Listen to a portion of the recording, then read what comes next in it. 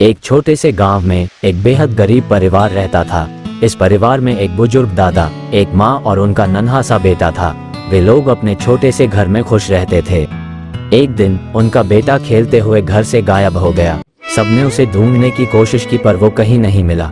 ये समाचार सुनकर माँ और दादा बहुत ही परेशान हो गए। उन्होंने सोचा कि शायद वो गांव के बाहर खेलने गया होगा, लेकिन वो वापस नहीं लौटा। गांव के लोगों ने भी उसे ढूंढने में मदद की, लेकिन कोई नतीजा नहीं निकला। दिन बीतते गए और माँ और दादा की चिंता बढ़ती जा रही थी।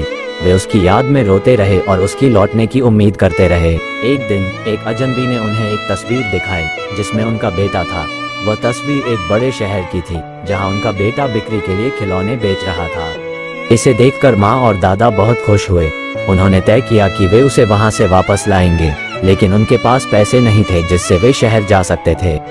उन्होंने गांव के लोगों से मदद मांगी। लोगों ने अपनी संघर्ष की कहानी सुनी और उन्हें शहर जाने के लिए पैसे दिए। माँ और दादा ने अपने बेटे को ढूंढने के लिए शहर की यात्रा शुरू की। वे बहुत दिनों तक खोजते रहे, लेकिन उन्हें उसका कोई निशान नहीं मिला। फिर भी उन्होंने हार नहीं मानी और अपनी खोज जारी रखी। उन्होंने हर गली, हर चौराहे पर अपने बेटे की तलाश की। एक दिन जब वे एक बाजार में थे तो उन्होंने अपने बेटे की आवाज सुनी। वे उस दिशा में दौड़े जहां से आवाज आ रही थी, और वहां वे अपने बेटे को खिलौने बेचते हुए देख रहे थे।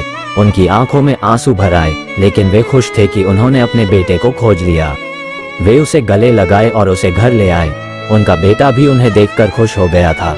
उसने अपनी माँ को बताया कि वह कैसे खो गया था और शहर में खिलौने बेचने वाले बच्चों के साथ आ गया था। वे उसे गांव में वापस ले आए, जहां सभी लोग उन्हें खुशी से स्वागत कर रहे थे। उनका बेटा फिर से खुशी से खेलने लगा और वे अपने घर में खुश रहने लगे। उन्होंने अपनी यात्रा की कहानी सभी को सुनाई और उन्हें ये समझाया कि वे कितने दिनों तक अपने बेटे को खोज रहे थे। उन्होंने उनकी कठिनाइयों का सामना किया, लेकिन उन्होंने कभी हार नहीं मानी। ये कहानी उन्हें ये सिखाती है कि हमें कभी भी हार नहीं माननी चाहिए। हमें हमेशा उम्मीद बनाए रखनी चाहिए और संघर्ष करना चाहिए।